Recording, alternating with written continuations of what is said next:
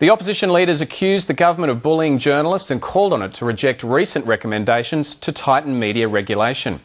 The government says it hasn't agreed to anything suggested in that Finkelstein review, but that didn't stop Tony Abbott saying it was effectively censoring the media. And he again promised to repeal racial discrimination laws, which Conservative columnist Andrew Bolt ran afoul of last year. Political correspondent Tom Eagleton has more from Canberra. Tony Abbott. The Conservative leader made his remarks at a Conservative think tank and won the crowd over before he spoke a word.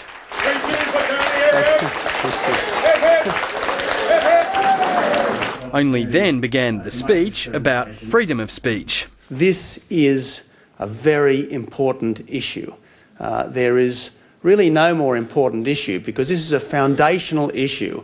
The opposition leaders got a problem with the Finkelstein review of the media, which the Prime Minister ordered last year in the wake of the News Limited phone hacking scandal. Thinly veiled intimidation of critics masquerading as proposals for better regulation. The opposition leader says the review's part of a pattern of government intimidation. There's the jihad against mining magnates for daring to question the government's investment-sapping mining tax. The ferocity of this government's return of service often goes way beyond reasonable counter-argument to become a form of state-sponsored bullying. The government has been engaged in a long-running war of words with News Limited, from the mouth of the Communications Minister. The Australian don't bother reporting news anymore, they're engaged in regime change. To the Prime Minister herself. But if I could put it as clearly as I can, I'd say to you, don't write crap. Can't be that hard.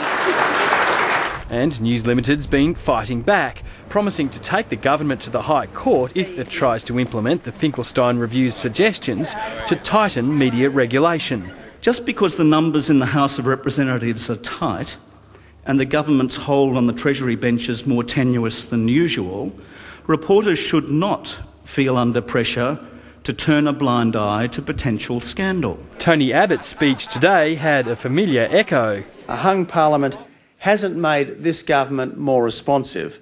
Instead, the constant struggle to survive has brought out its authoritarian streak.